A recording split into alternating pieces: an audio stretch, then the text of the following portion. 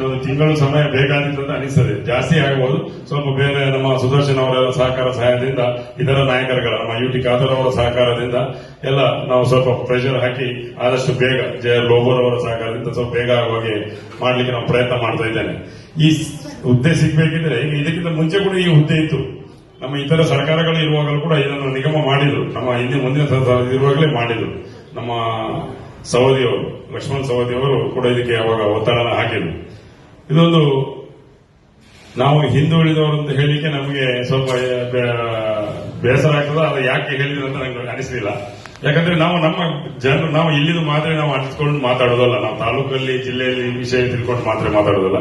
ರಾಜ್ಯಾದ್ಯಂತ ನೋಡಿದ್ರೆ ನಮ್ಮ ಗಾಣಿಗ ಸಮಾಜ ಬಾಂಧವರು ತುಂಬಾ ದೊಡ್ಡ ಕೋಟ್ಯಾಧೀಶರು ತುಂಬಾ ಜನ ಇದ್ದಾರೆ. ಹಾಗೇನೆ ಕಡು ಬಡವರು ಕೂಡ ತುಂಬಾ ಜನ ಇದ್ದಾರೆ. ಕಡು ಬಡವರು ಉದ್ಯೋಗ ಇಲ್ಲದೆ, ಮನೆ ಇಲ್ಲದೆ, ಮನೆಗೆ ಬೆಳಕಿಲ್ಲದೆ, ಅಥವಾ ಕೃಷಿಗೆ ಬೇಕಾದಂತಹ ಸರಿಯಾದ ಅದಕ್ಕೆ ಸವಲತ್ತುಗಳಿಲ್ಲದೆ, ಸರ್ಕಾರದಿಂದ ಸಿಗುವಂತಹ ಸವಲತ್ತುಗಳನ್ನು ಪಡೆಯಲಿಕ್ಕೆ ಆಗದೆ ಇಲ್ಲದೆ ಅವರು ಸಮಸ್ಯೆಯನ್ನು ಎದುರಿಸುತ್ತಿರುವವರು ತುಂಬಾ ಜನ ಇದ್ದಾರೆ.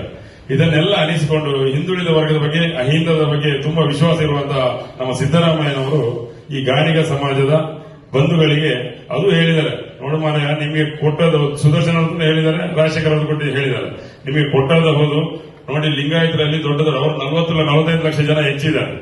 ಅವರು ನಿಮಗೆ ಸಿಗುವಂತಹ ಸವಲತ್ತುಗಳನ್ನು ಹೇಳ್ಕೊಂಡು ಹೋಗಬಹುದು. ಜಾಗ್ರತೆ ಮಾಡಿಕೊಳ್ಳಿ. ನಿಮ್ಮದನ್ನು ನಿಮ್ಮ ಸಮಾಜದಲ್ಲಿ ಇರುವಂತಹ ಜಾತಿ ಪಣಗಳು ಏನಿದೆ ಅವರಿಗೇನೆ ಲಭಿಸುವಂತೆ, ಅವರಿಗೆ ಮುಟ್ಟುವಂತೆ ಮಾಡಿಕೊಳ್ಳಿ ಅಂತ ಹೇಳುವುದನ್ನು ಕೂಡ ಅವರು ಆ ಸಂದರ್ಭದಲ್ಲಿ ಹೇಳಿದರು.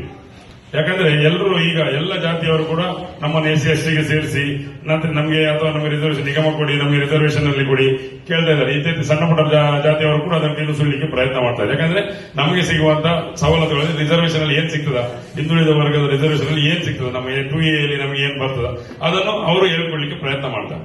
ಇದನ್ನು ನಾವು ತಿಳ್ಕೊಳ್ಳುವಂತಹ ಅವಶ್ಯಕತೆ ಬಹಳ ಇದೆ. ಯಾಕಂದ್ರೆ ನಮಗೆ ಇಲ್ಲಿ ಸಾಧಾರಣ ಕೆಲವರು ಅನುಕೂಲದಲ್ಲಿ ಇರಬಹುದು, ಇನ್ನು ಕಷ್ಟದಲ್ಲಿ ಇರುವವರು ತುಂಬಾ ಜನ ಇದ್ದಾರೆ. ಅವರು ಇಲ್ಲಿ ಬಾರದೇ ಇರಬಹುದು, ಅಥವಾ ವಿದ್ಯಾಭ್ಯಾಸಕ್ಕೆ ಅವರಿಗೆ ಮಕ್ಕಳಿಗೆ ವಿದ್ಯಾಭ್ಯಾಸ ಕೊಡಲಿಕ್ಕೂ ಕಷ್ಟದಲ್ಲಿ ಇರಬಹುದು. ನಾವು ಹಿಂದುಳಿದಿಲ್ಲ ಅಂತ ಹೇಳಿಕೆ ಸಾಧ್ಯ ಇಲ್ಲ. ಯಾಕಂದ್ರೆ ನಾವು ಕೆಲವರು ಅನುಕೂಲದಲ್ಲಿ ಇರಬಹುದು, ಕಷ್ಟದಲ್ಲಿದ್ದವರು ಕಷ್ಟದಲ್ಲಿದ್ದಾರೆ. ಅವರು ಯಾರು ಹೇಳಿಸ್ಕೊಳ್ಳೋದಿಲ್ಲ. ಪಾಪ ಅವರು ಮರ್ಯಾದೆಗೋಸ್ಕರ ಹಿಂದೆ ಇರ್ತಾರೆ.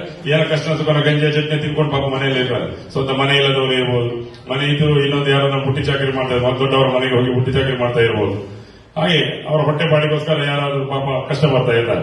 ಅಂತ ಕಡು ಬಡವರಿಗೆ ಸ್ಪಂದಿಸುವಂತ ಕೆಲಸ ನಮ್ಮಿಂದ ಆಗಬೇಕಾಗಿದೆ. ನಮ್ಮ ಜಿಲ್ಲಾ ಸಂಘದಿಂದಾಗಲಿ ಅಥವಾ ನಮ್ಮ ಈ ನಿಗಮದಿಂದಾಗಲಿ ಖಂಡಿತವಾಗಿ ಆಗಬೇಕಾಗಿದೆ. ನಮಗೆ ಮಾರ್ಗದರ್ಶಕರಾಗಿ ಮೂಲ್ಯನವರು ಇದ್ದಾರೆ. ನಮಗೆ ಅವರು ಒಳ್ಳೆ ಒಂದು ನಮಗೆ ಖುಷಿ ಪಡಬೇಕು ನಾವು. ಯಾಕಂದ್ರೆ ಅಷ್ಟು ಒಳ್ಳೆ ಒಂದು ಕ್ಷೇತ್ರ ನಮಗೆ ಇಡೀ ರಾಜ್ಯಾದ್ಯಂತ, ದೇಶಾದ್ಯಂತ ಜನರು ಬಂದು ಅಲ್ಲಿ ಹರಕೆಯನ್ನು ಕೊಟ್ಟು ಪೂಜೆ ಮಾಡ್ತಾರೆ. ನಾವು ನಮ್ಮ ಕ್ಷೇತ್ರವನ್ನು, ಆ ಕ್ಷೇತ್ರದ ಆಶೀರ್ವಾದ, ದೇವದೇವರ ಆಶೀರ್ವಾದವನ್ನು ಪಡೆಯುವ ದೊಡ್ಡ ಬ್ರಹ್ಮಕಲಶ ಮಾಡಿದ್ರು ನಮ್ಮವರೆಲ್ಲ. ನೀವು ಬಂದಿದ್ದೀರಾ ಅಲ್ಲಿ, ನಿಮ್ಗೆಲ್ಲ ತಿಳಿದಿರಬಹುದು. ಮಾಡ್ತಾ ಇದ್ದಾರೆ ಉಳ್ಳಾಳ ಸಂಘದವರು. ಅಲ್ಲಿಗೆ ಸುಮ್ಮನೆ ಭೇಟಿ ಕೊಟ್ಟಿದೆ. ಆದ್ರೆ ದೊಡ್ಡ ಮೊತ್ತವನ್ನು ಅಲ್ಲಿಗೆ ಒದಗಿಸಲಿಕ್ಕೆ ನಮಗೆ ಸಾಧ್ಯ ಆಗಿದೆ. ನಮ್ಮಿಂದ ಸಂಘದಿಂದ ಆಗಲಿ ಅಥವಾ ಸೊಸೈಟಿಯಿಂದ ಸಣ್ಣ ಪುಟ್ಟದ್ದು ಏನಾದರೂ ಬಂದಿರಬಹುದು. ಇನ್ನು ಮುಂದಕ್ಕೆ ಕೂಡ ನಾವು ಏನಾದರೂ ಸಹಕಾರ ಮಾಡಲಿಕ್ಕೆ ಪ್ರಯತ್ನ ಖಂಡಿತವಾಗಿ ಮಾಡಬಹುದು. ಆಗೋದಿಲ್ಲ ಅಂತ ಹೇಳುವುದಲ್ಲ.